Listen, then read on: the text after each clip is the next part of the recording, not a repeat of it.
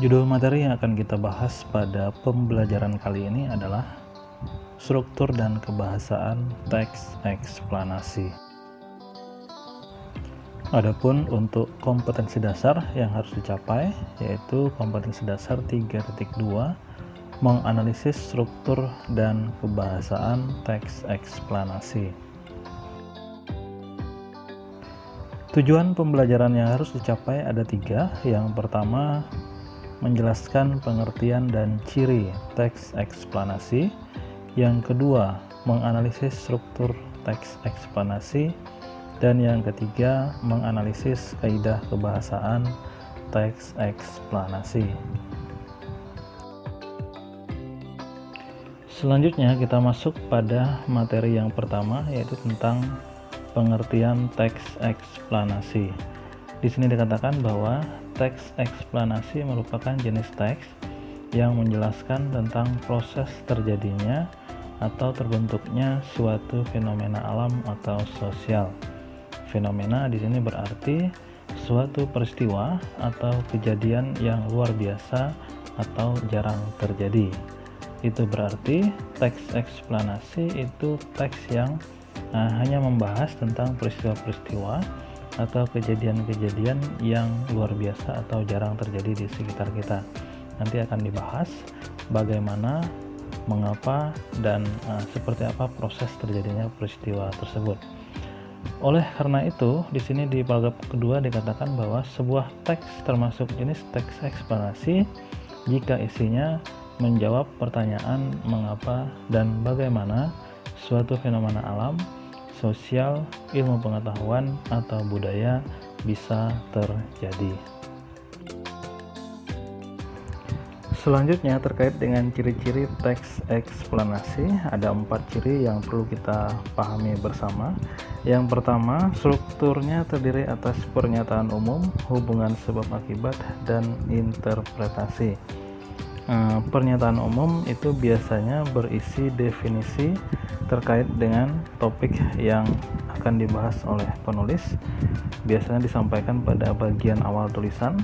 Kemudian bagian yang kedua adalah hubungan sebab akibat. Pada bagian ini nanti penulis akan menjelaskan sebab-sebab terjadinya suatu peristiwa atau kejadian, kemudian akibatnya apa bagi kehidupan manusia. Dan yang terakhir adalah interpretasi. Interpretasi itu adalah penilaian penulis terkait dengan peristiwa atau kejadian yang dibahas pada teks eksplanasi yang ia tulis. Misalnya saja pada saat ini kita sedang mengalami fenomena munculnya virus COVID-19 yang sangat berpengaruh terhadap kehidupan manusia. Seberapa besar pengaruh COVID-19 terhadap kehidupan manusia, itulah yang disebut dengan interpretasi, artinya ada penilaian di situ. Kemudian kita lanjut ke ciri yang kedua, yaitu memuat informasi berdasarkan fakta atau bersifat faktual. Artinya teks eksplanasi itu harus ditulis berdasarkan data-data atau fakta yang diperoleh oleh penulis dari berbagai literatur atau sumber informasi yang dapat dipertanggungjawabkan. Ciri yang ketiga, berisi informasi yang bersifat keilmuan. Ini berarti karena teks eksplanasi ditulis berdasarkan fakta dan data, maka otomatis teks tersebut dapat menambah pengetahuan dari pembaca. Ciri yang terakhir, menjelaskan proses terjadinya fenomena alam atau sosial. Pada bagian ini yang dimaksud adalah teks eksplanasi itu seperti dikatakan di awal tadi, fungsinya adalah menjelaskan bagaimana dan mengapa suatu peristiwa itu terjadi dan apa akibatnya bagi kehidupan manusia. Selanjutnya terkait dengan struktur teks eksplanasi, terdiri dari 3 bagian. Yang pertama, identifikasi fenomena. Isinya adalah definisi terkait dengan topik yang dibahas pada teks yang ditulis. Kemudian yang kedua, itu juga berisi tentang latar belakang terjadinya sebuah peristiwa atau fenomena. Kemudian pada bagian yang kedua itu menjelaskan tentang proses kejadian. Isinya yang pertama penjelasan secara kronologis atau menurut urutan waktu. Kemudian pada bagian ini juga disampaikan sebab-sebab terjadinya peristiwa. Kemudian pada bagian yang terakhir yaitu ulasan, itu isinya adalah yang pertama mengomentari konsekuensi. Artinya pada bagian ini penulis menjelaskan akibat yang ditimbulkan dari peristiwa atau kejadian yang diceritakan di dalam teks eksplanasi yang ditulis. Selain itu, pada bagian ulasan ini penulis juga menyampaikan penilaiannya atau interpretasinya terkait dengan peristiwa yang sudah dijelaskan. Misalnya, seberapa besar pengaruh peristiwa atau kejadian yang ditulis yang disampaikan pada teks eksplanasi terhadap kehidupan manusia secara umum.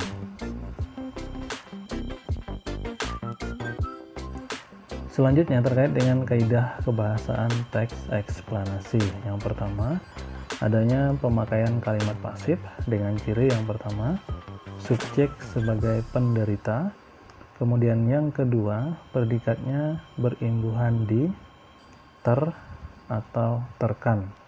Seperti tampak pada beberapa kata, seperti terlihat, terbagi, terwujud, terakhir, dimulai, ditimbun, dan dilahirkan. Yang kedua, ada konjungsi kausal dan waktu.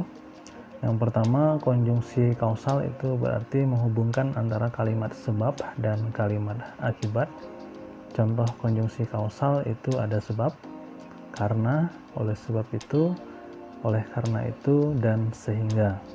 Kemudian yang kedua, konjungsi kronologis. Ini terkait dengan waktu. Contohnya adalah kemudian, lalu, setelah itu, pada akhirnya. Kaidah kebahasan yang ketiga, terdapat istilah ilmiah. Artinya istilah-istilah dari bidang ilmu tertentu sesuai dengan topik yang sedang dibicarakan di dalam teks eksplanasi yang ditulis. Yang keempat, banyak menggunakan kata kerja material dan relasional atau kata kerja aktif. Untuk kata kerja material, yaitu kata yang menggambarkan tindakan, seperti kata menarik, mencetak, membaca, dan menulis. Sedangkan kata kerja relasional itu adalah kata kerja yang digunakan untuk menunjukkan hubungan sebab akibat. Dan yang kelima, bersifat informatif, artinya memberikan informasi atau bersifat menerangkan, sehingga pembaca yang sebelumnya belum memahami atau belum mengetahui terkait dengan fenomena atau kejadian yang diceritakan dalam teks eksplanasi, akhirnya menjadi tahu setelah membaca teks eksplanasi yang ditulis oleh penulis. Demikian penjelasan materi yang dapat saya sampaikan terkait dengan teks eksplanasi. Untuk selanjutnya silakan anak-anak sekalian menyaksikan video berikut dengan saksama. Sejumlah pasien dengan penyakit tak dikenal berdatangan ke Rumah Sakit Pusat Wuhan awal Desember 2019. Dr. Li Wenliang, dokter di rumah sakit, kemudian menyebarkan berita lewat sosial media bahwa para pasien menunjukkan gejala radang paru-paru akibat virus. Pejabat kesehatan Cina mulai menyelidiki pecahnya wabah. Sejumlah pasien pertama punya akses ke pasar ikan Huanan yang juga menjual binatang liar. Tanggal 1 Januari, pasar ditutup. Mengawali tahun 2020, pejabat kesehatan Cina mengumumkan penyebabnya, sebuah virus corona jenis baru. Seorang pasien berusia 61 tahun jadi korban meninggal pertama. Jumlah yang terinfeksi meningkat drastis. Tak lama kemudian, Thailand mengkonfirmasi pasien corona pertama di luar Cina. Jepang melaporkan kasus perdana berikutnya. Tidak ada di antara pasien ini yang pernah datang ke pasar di Wuhan. Kemungkinan besar penularannya dari orang ke orang. Di Cina, virus meluas ke berbagai kota. Warga mulai memakai masker. 200 kasus diakui resmi, tapi diduga jumlahnya jauh lebih banyak. Tenaga medis di Wuhan yang kontak langsung dengan pasien mulai terinfeksi dan sakit. Taiwan dan Amerika Serikat melaporkan kasus corona, disusul negara-negara lain termasuk Jerman. Pemerintah Cina memutuskan langkah drastis. Semua transportasi di Wuhan dihentikan, termasuk transportasi umum. Ilmuwan menemukan virus corona punya masa inkubasi. Orang yang tertular tapi belum menunjukkan gejala jadi berbahaya. Dalam waktu bersamaan, liburan Imlek dimulai. Jutaan orang bergerak mudik massal. Di saat itu dikonfirmasi 2.000 kasus di seluruh dunia. 50 orang meninggal.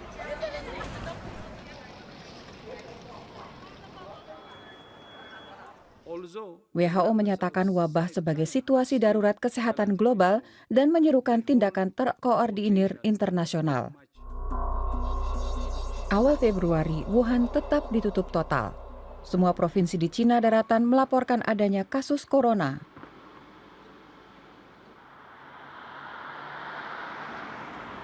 Li Wenliang, dokter dan whistleblower virus corona, juga meninggal. Satu dari banyak korban lain. Hanya dalam waktu 2 bulan, virus menyebar makin cepat di luar Cina.